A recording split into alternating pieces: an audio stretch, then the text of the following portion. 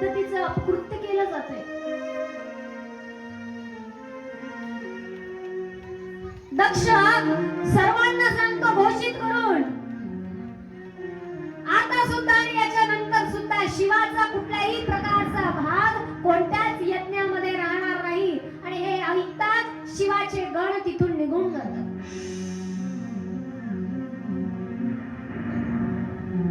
माता पार्वती, माता सती हे ऐकतात आणि ऐकता बरोबर माता सती तिथे जाऊन बसून जातात. मध्यभागी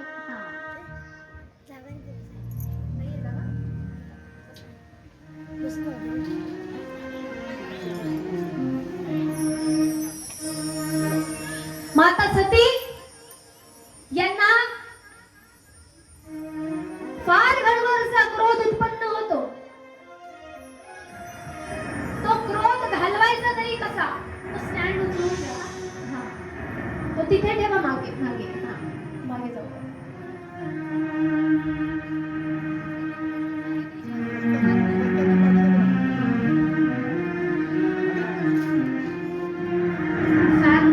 फॅन बंद करून घेतला असता दादा. हा फॅन बंद करून.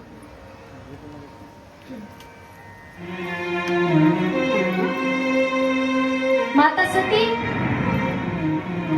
यांच्यावर प्रत्येक शब्दाचा आघात होतो.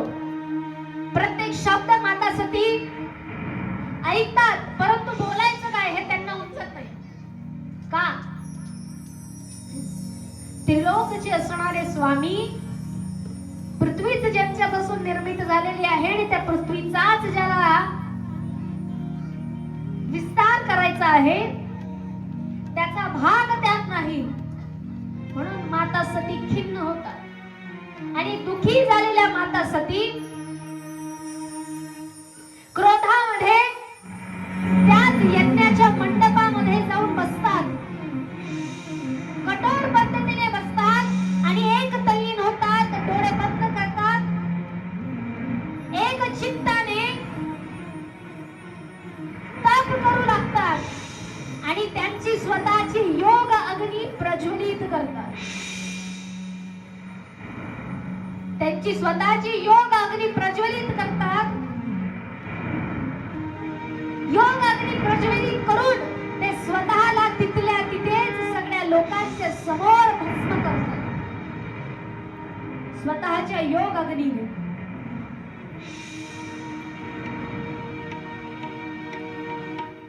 स्वतःच्या योग अग्नीने स्वतःला भस्म करून तिथल्या तिथे माता सती एका राखचा ढेर निर्माण होऊन जातो आणि त्यांचं शरीर मात्र तिथे अग्नीमध्ये भस्म होऊन कठोर होऊन जातं.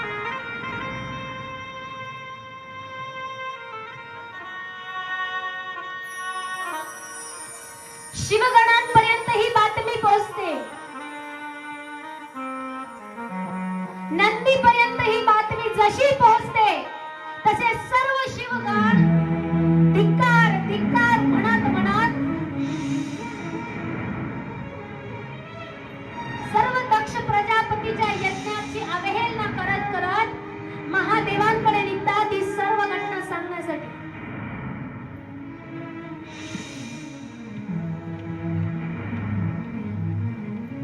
महादेवांकडे निघतात ही संपूर्ण घटना सांगण्यासाठी.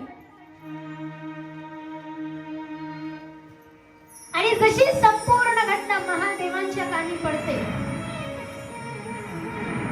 की माता सतीने स्वतःच्या योग अग्नीद्वारे स्वतःला भस्म करून घेतला आहे,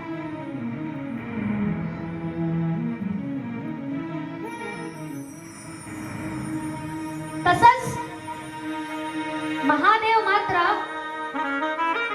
स्वतःची एक जटा निर्माण करतात आणि त्या जटेमधून निर्माण होतात दोन त्यांचे अवतार. सर्वात प्रथम अवतार म्हणजे रुद्र अवतार आणि दुसरा म्हणजे महाकालिका अवतार. हे दोन अवतार ते निर्माण करतात त्यांच्या जटेपासून आणि रुद्र सुद्धा आणि महाकालिका सुद्धा तिथून प्रस्थान करतात दक्षाच्या यज्ञाकडे. दक्षाच्या यज्ञाकडे प्रस्थान करून मात्र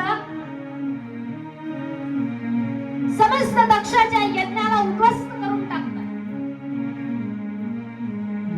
जितक्यात रुद्र आणि महाकालिका पोहोचतील तितक्यात मोठी आकाशवाणी होते. आकाशवाणी म्हणते, अरे दक्षा, तुला सृष्टीचा विस्तार करण्यासाठी बोलवलं होतं. तुझा जन्म सृष्टीचा विस्तार करण्यासाठी झाला, परंतु तुने या जगदंबिकेला इथल्या इथे भस्म करून टाकलं. हे पापाचा प्रायश्चित तुझ्याने ह्या जन्मात तरी होणार नाही.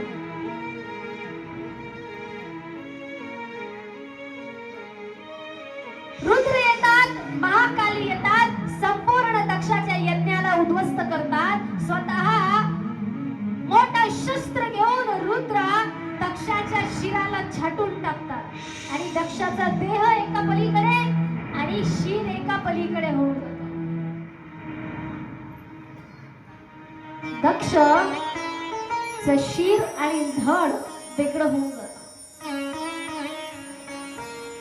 त्यांचं शिर वेगळं झाल्यानंतर सर्व देव लोक चिंतित पडतात की आता रुद्र आणि कालिकाला शांत कसं करावं. सर्व विष्णूकडे जातात. विष्णूकडे जाऊन विनवण्या करू लागतात की ही सृष्टी समाप्त होऊन जाईल. कोणीतरी रुद्राला शांत करावं, महारुद्राला शांत करावं. ही सर्व मंडळी विनवणी करू लागते आणि जशी अशी विनवणी केल्याबरोबर सर्व लोक महादेवांकडे जातात. महादेवांकडे जाऊन अनेक प्रकारे त्यांची स्तुती करतात. महादेव स्वतःचा क्रोध शांत करतात. रुद्राला आणि महाकालिकेला त्यांचा अवतार पुन्हा शांत करायला सांगतात. स्वतःमध्ये समाविष्ट करून घेतात आणि महादेव निघतात दक्षाच्या यज्ञाकडे. दक्षाच्या यज्ञाकडे निघाल्यानंतर त्यांचं मन शांत झाल्यानंतर दक्षाला पुन्हा आशीर्वाद देतात आणि दक्षाला बकरीचं मुख लावण्यात येतं. दक्षाचं मुख छाटल्यानंतर दक्षाला कुणाचं मुख लावण्यात येतं? बकरीचं. बकरी म्हणा का बकरा म्हणा, आहे तर बकरीच. एका बकरीचं मुख छाटून त्याला स्थित करण्यात येतं. त्याच्या मधोमध अनेक श्राप सुद्धा उच्चारित करण्यात आले होते. ज्या वेळेला महादेवांना श्राप देण्यात आला की तुझा कुठल्याही प्रकारचा यज्ञात भाग राहणार नाही, तेव्हा नंदीश्वराला सुद्धा राग आला आणि नंदीश्वराने दक्षाला श्राप दिला. स्वतःला श्रेष्ठ ब्राह्मण कुळातला म्हणतोयस ना तू,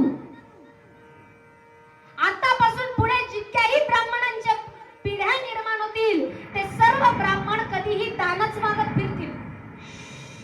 एवढंच नाही तर हे ब्राह्मणांनी किती जरी दान घेतलं तरी हे ब्राह्मण दरिद्रीच राहतील, असं नंदीश्वर ब्राह्मण पिढ्याना पिढीला श्राप देतात. ब्राह्मण हे किती जरी विद्वान असले तरी हेच स्वतःच्या वेदांना विकणारे ठरतील, असं नंदीश्वर दक्षामुळे संपूर्ण ब्राह्मण जातीला शिव्या देतात आणि श्राप देतात.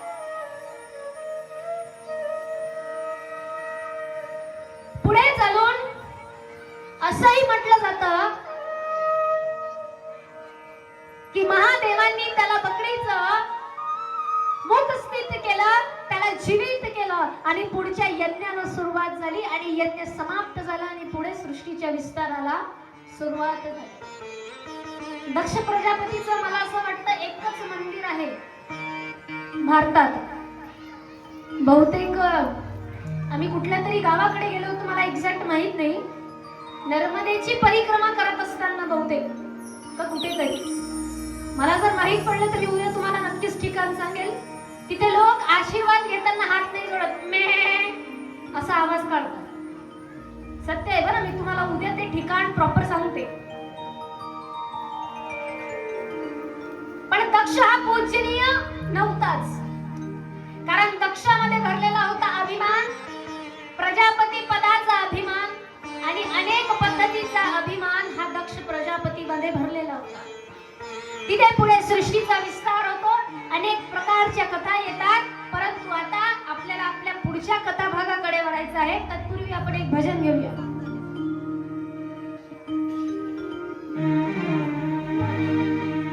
तेरा पल पल बीता जाए मुख से जप ले नमः शिवाय। तेरा पल पल बीता जाए मुख से जप ले नमः शिवाय। तेरा पल पल बीता जाए मुख से जप ले नमः शिवाय। तेरा पल पल बीता जाए मुख से जप ले नमः शिवाय। तेरा पल पल बीता जाए मुख से जप ले नमः शिवाय।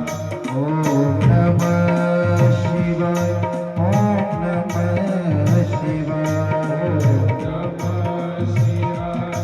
ओम नमः शिवाय। ओम नमः शिवाय। ओम नमः शिवाय। नमः शिवाय। ओम नमः शिवाय।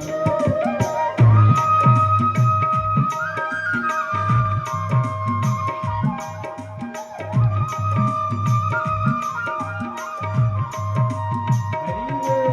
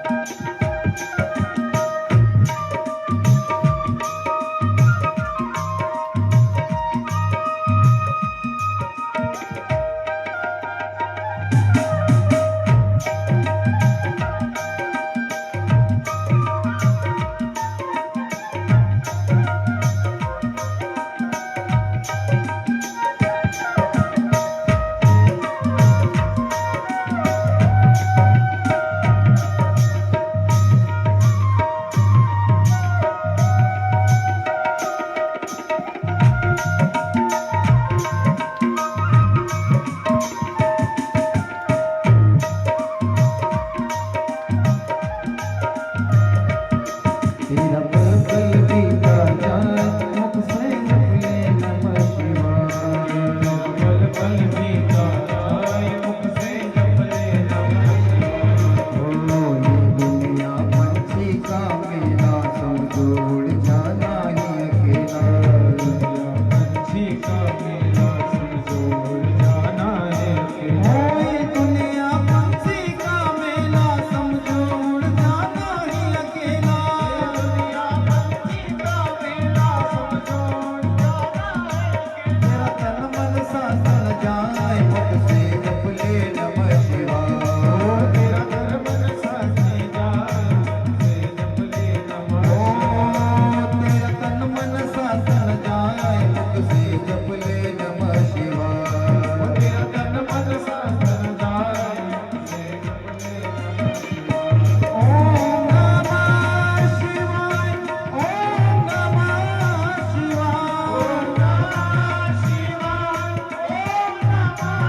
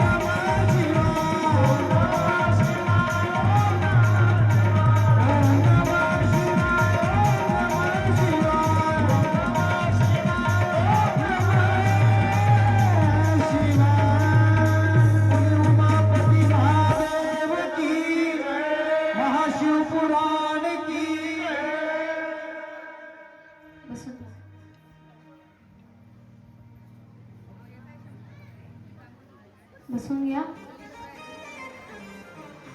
आता पुढच्या कथा भागाकडे वळूया. राजा दक्षाला स्वतःच्या चुकांची जाणीव होते एक वेळेस मेल्यानंतर, आणि मरून जीवित झाल्यानंतर त्याला स्वतःच्या चुकांची जाणीव होते. विचार करा, प्रजापतीला एक वेळेस मरावं लागतं आहे स्वतःच्या चुकांची जाणीव करायला. राजाला, प्रजापतीला. आपण तर सामान्य मनुष्य, आपल्याला तर कधीच आपल्या चुकांची जाणीव होत नाही. मी केलं असेल बरोबरच असणार अशा हिशोबाने आपण विचार करतो. आणि मग काय, दक्षाने यज्ञ पूर्ण केला. पुढे ती कथा सार तसाच होतो. पुढे सृष्टीचा विस्तार होतो. भगवान विष्णू महादेवांशी संवाद साधतात आणि म्हणतात, काय लीला आहे महादेव तुमची. तुम्हाला तुमची प्रतिज्ञा पूर्ण करायचीच होती शेवटी, की तुम्हाला आजीवन ब्रह्मचारी राहायचं आहे. कामदेवाला तुम्ही भस्म केलं आहे, परंतु आता नाही. आता पुढचा कथा भाग येणारच, कारण तुमच्या विवाहाशिवाय या सृष्टीचा पुढचा भाग होणारच नाही. पुढे सृष्टीचा विस्तार होणारच नाही.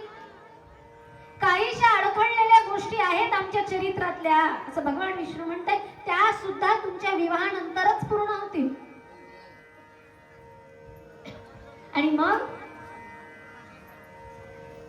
पुढे ब्रह्मदेवांना नारद मुनी प्रश्न विचारतात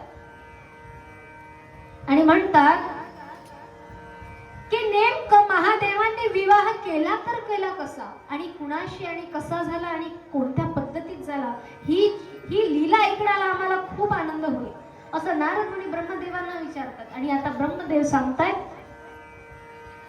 ज्या हिमालय पर्वतावरती महादेव स्वतः प्रत्यक्ष पद्धतीने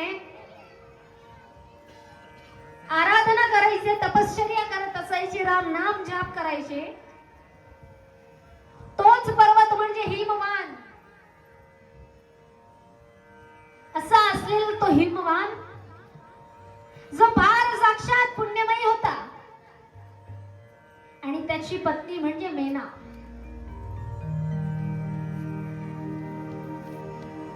हे दोन्ही पती पत्नी सुंदर आणि सुशोभित अशा गृहस्थ आश्रमाचं जीवन जगत होते. पण आता बाकीच्या भगवंतांना पुढची लीला करायची होती. मग ती लीला संपन्न करण्यासाठी महादेवांचा विवाह करणं तर अत्यंत आवश्यक होतं. मग महादेवांचा विवाह करायचा आहे. माता सती तर आता नाही राहिल्यात, कारण माता सतीचा महादेवांनी त्याग केला होता. पण पुन्हा माता सतींनाच प्रागट्य त्यांचं करायचं आहे.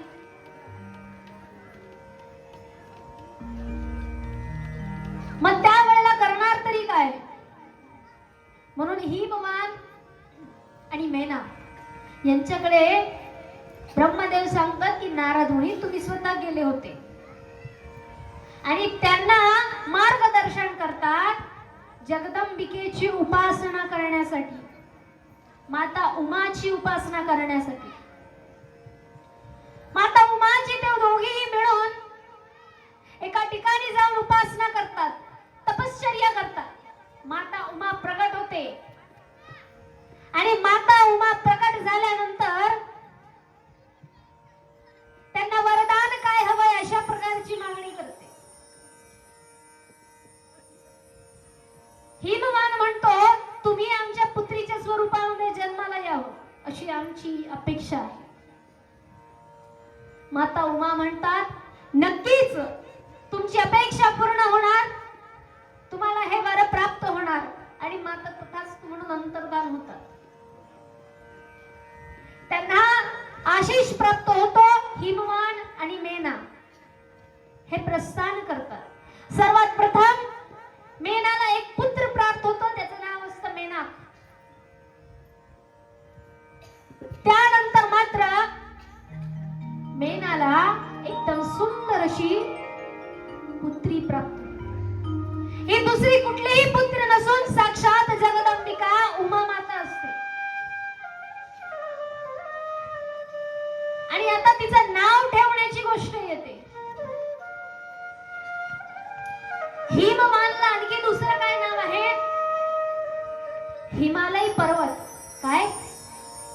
हिमालय पर्वत असं नाव आहे.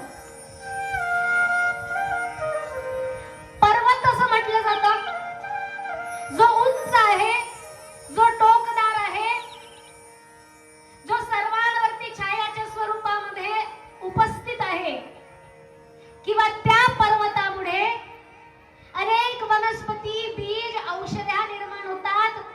सामान्य लोकांना, मनुष्यांना अनेक धनसंपदा प्राप्त होईल, आयुष्य प्राप्त होईल, अशा सर्व धन धान्य वनस्पती त्या पर्वतांमध्ये असतात. मनुष्य आज करतोय काय?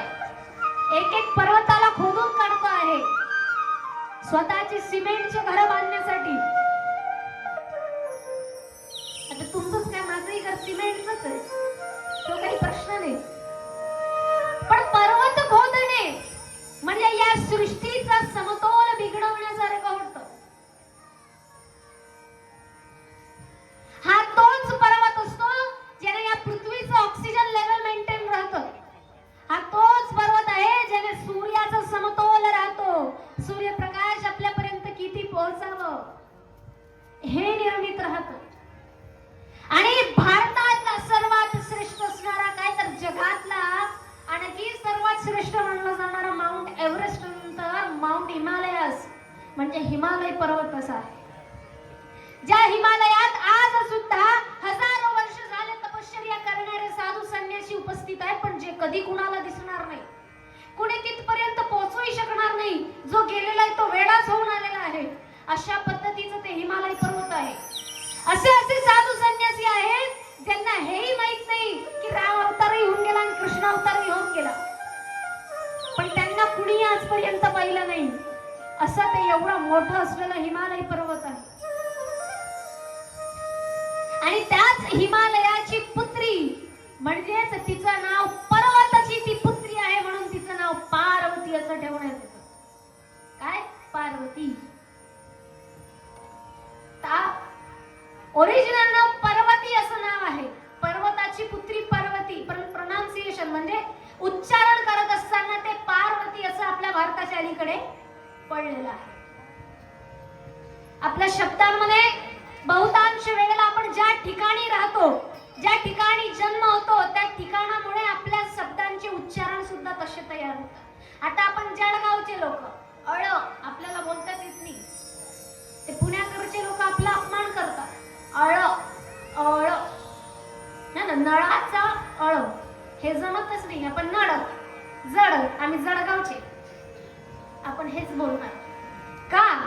आपली भौगोलिक परिस्थिती ती आहे, तर आपल्याला अळ हे आपल्या टाळूला लागणार नाहीच. आपण जळगाव हेच बोलणार, जळगाव. भौगोलिक प्रदर्शन असतं.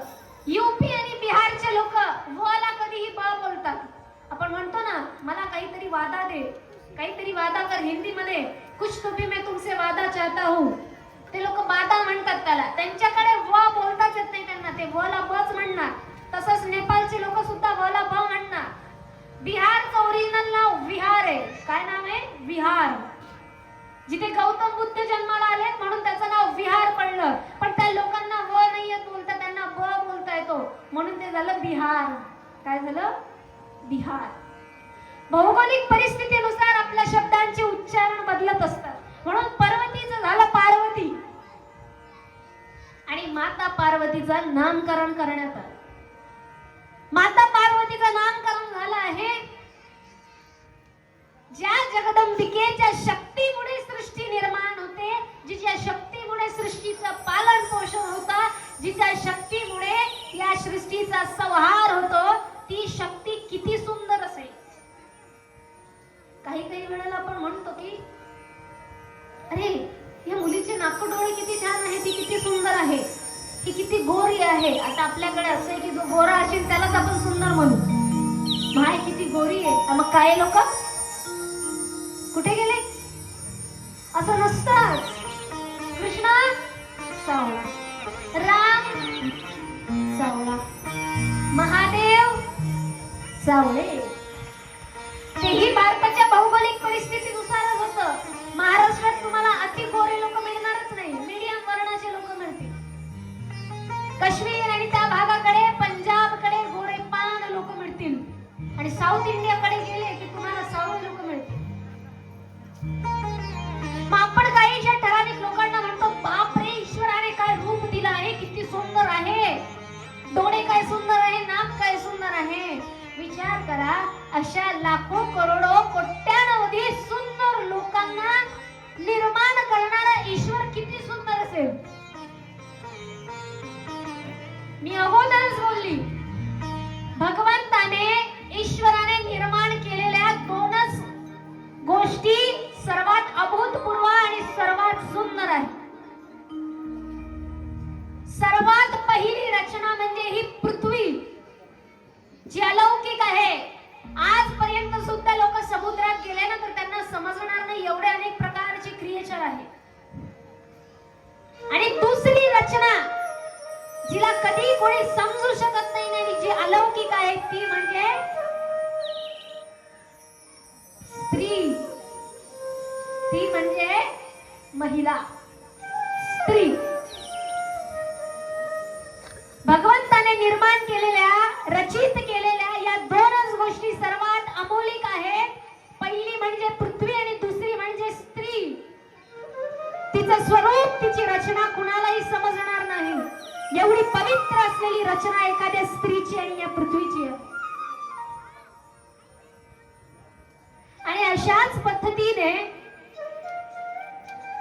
माता पार्वती, जिने सृष्टीचा विस्तार केलेला आहे, जन्माला घातला आहे, ती माता खूप अलौकिक आणि खूप सुंदर.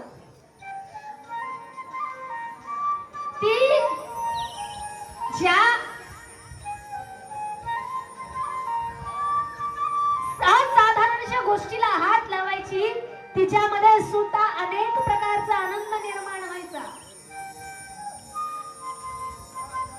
एखाद्या वाईट परिस्थितीमध्ये असलेल्या फुलाला सुद्धा जी ती उमलवून टाकेल, अशा पद्धतीने तिचं स्वरूप असायचं. अशी दिव्य शक्ती ती माता पार्वती होती. दिव्य शक्तीच्या स्त्रीने विवाह करावा तर दिव्य शक्तीच्या पुरुषाशीच. आणि मग काय, माता पार्वती सुलक्षणांनी लहानच्या मोठ्या होऊ लागल्या. उपवर होण्याची वेळ आली आणि उपवर होण्याची वेळ आलेली असताना माता पार्वती त्यांच्याच मनाने, त्यांच्याच अंतर्धानाने, त्यांच्याच बुद्धीच्या क्षमतेने म्हणतात, आई मेनाकडे जातात आणि सांगतात, आई मला विवाह करायचा आहे, परंतु मी करणार तर महादेवाशीच करणार. आई म्हणते, कोण महादेव? साक्षात परमेश्वर असलेले शिव. आई वडिलांच्या मनात पहिला प्रश्न निर्माण होणार, याचा परिवार कोण, कसा, याची जात काय, याचा धर्म काय, याचं कुळ काय. माता पार्वती म्हणतात, मला ते काहीच माहित नाही, पण करणार तर मी यांच्याशीच विवाह करणार. आता मेना आणि त्याचबरोबर हिमवान तिथे काहीच बोलू शकत नाही, कारण साक्षात जगदंबिका जन्माला आली होती. ते त्यांनी तिला काय सांगावं. माता पार्वती म्हणतात, करणार तर विवाह महादेवाशीच करणार, त्यासाठी मला काय करावं लागतंय मी ते करण्यास तयार आहे. आणि म्हणून ते तिथून माता पार्वती प्रस्थान करतात कैलास पर्वताकडे तपश्चर्या करण्यासाठी. विवाहापर्यंत पोहोचायचे, कथा पहिले मनापासून ऐकून घ्या.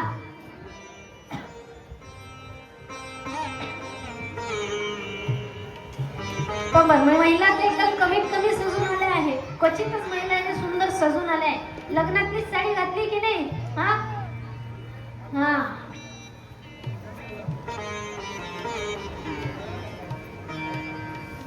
मी अगोदरच बोलली, नातेवाईक तुमच्या सोबत येणार नाही, शिवपुराण तुमच्या सोबत येणार आहे. म्हणून कथेत सजणं महत्वाचं आहे.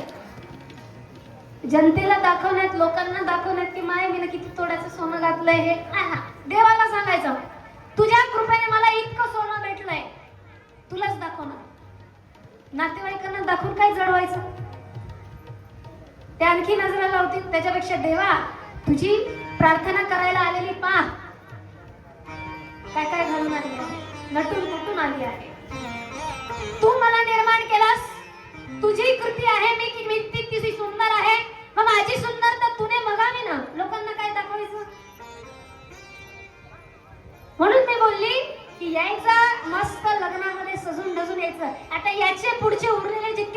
दिवस असतील, जितक्या मी तुमच्याकडे भारीतल्या साड्या असतील त्या सगळ्या नेसून यायच्या. टिकली असलीच पाहिजे, काजळ असलंच पाहिजे, लिपस्टिक असलीच पाहिजे. सगळा शृंगार करूनच यायचा. कोण म्हणता अगोदरच्या काळात शृंगार नव्हता? पद्धत वेगळी वेगळी होती.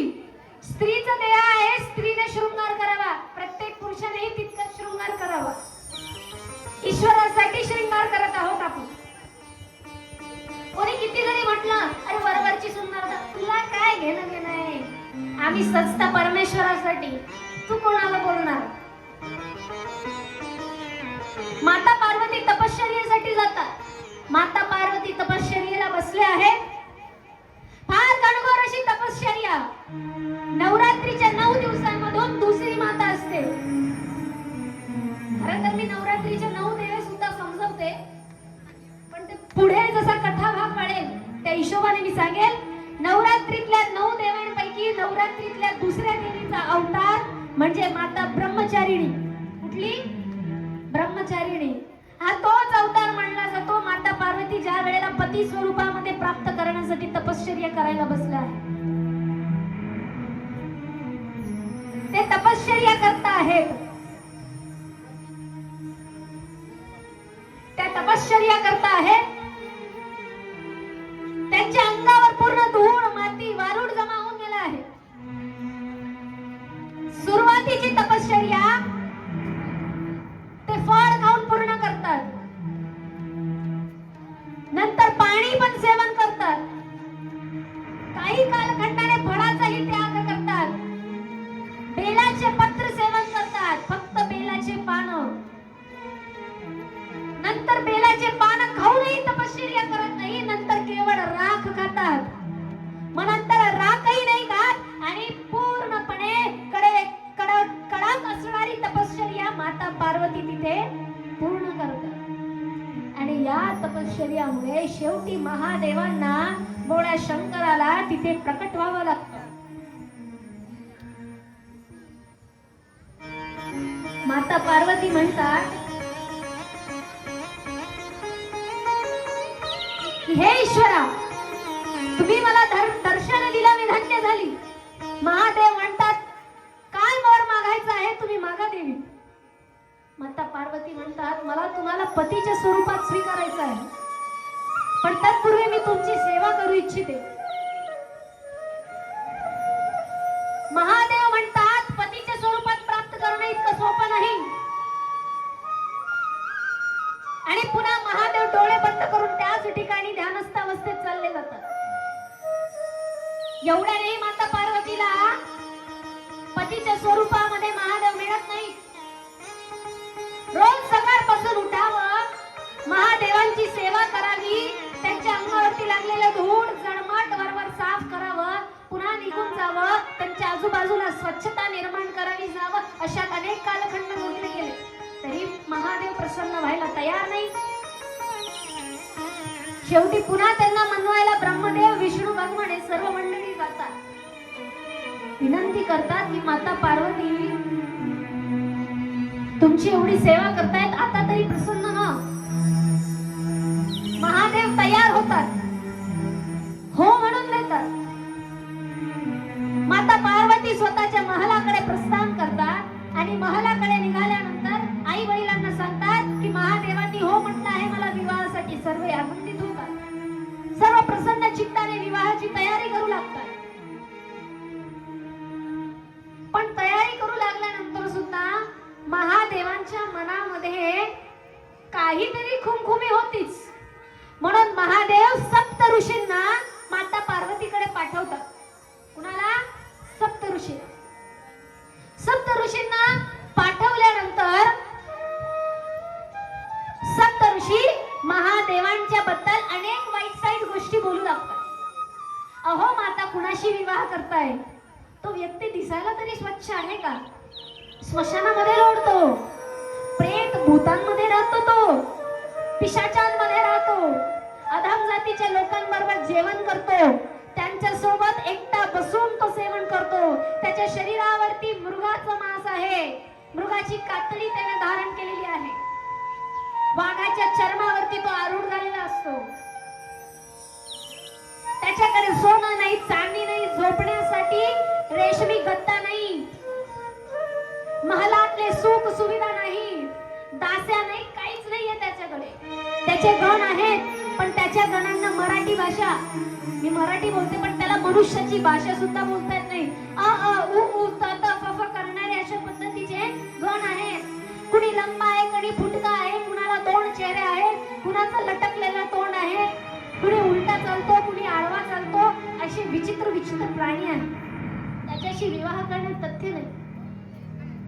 माता पार्वती म्हणतात, तुम्हाला प्रणाम आहे, मी तुमचा आदर सन्मान करते, परंतु मी एक शब्दही ऐकणार नाही. माझ्या पतीच्या बद्दल मी एक शब्दही ऐकून घेणार नाही. विवाह करेल तर मी त्यांच्याशीच विवाह करेल. सप्तऋषी तिथून निघून जातात आणि माता पार्वती स्वतःचं मन मात्र परिवर्तित करत नाही. माता पार्वती त्यांच्या आई वडिलांकडे येतात. आपल्या माता पार्वतींना बोलवा, कुठे आहेत माता पार्वती? हा, माता पार्वती आई वडिलांकडे येतात. आई वडील वयोवृद्ध असल्या कारणाने त्यांचे पाय दुखले आणि ते खाली बसून गेले आहेत. आई वडिलांनी उभं राहून घ्यायचं आहे. मला माहिती आहे तुमचं वय झालंय, पण तरी थोडीशी विनंती आहे. अरे नारद मुनी, आणि मग काय थोडं पुढे सरका, आमच्या इकडच्या मंडळीला दिसत नाही इथे. हा, आणखी पुढे मग. हा,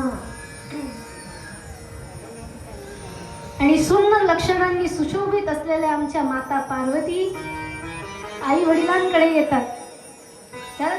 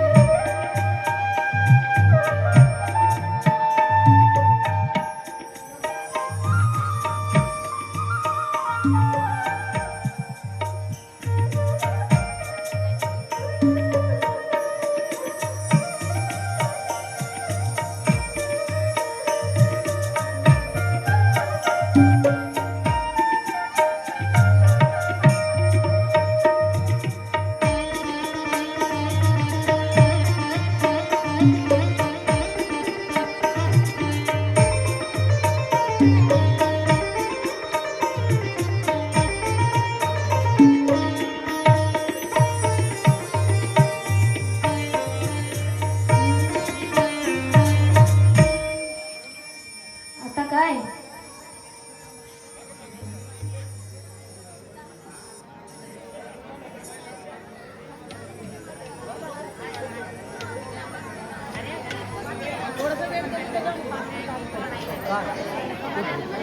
आता आणते ना चला नाचाडत नाचाडत हे जे फेटेवाले लोक आहेत यांना सर्वांना तुम्ही बसा असं ते कुंकू मी काय म्हणते दादा ते कुंकाचे असे बोट करा ना आणि मी लावा. काय म्हणते नवरीन वारले कोण कोण आहे हातवरती करा नवरीवाले कोण कोण आहे नवरदेवाले बाजूला व्हा नवरदेवाल्यांनी पेढे बांधलेले त्यांनी बाजूला व्हा नवरीवाल्यांनी बाजूला व्हा दूल्हे राजा वाले इधर आ जाओ इधर पक्ष में इकडे वाहन मंडपामध्ये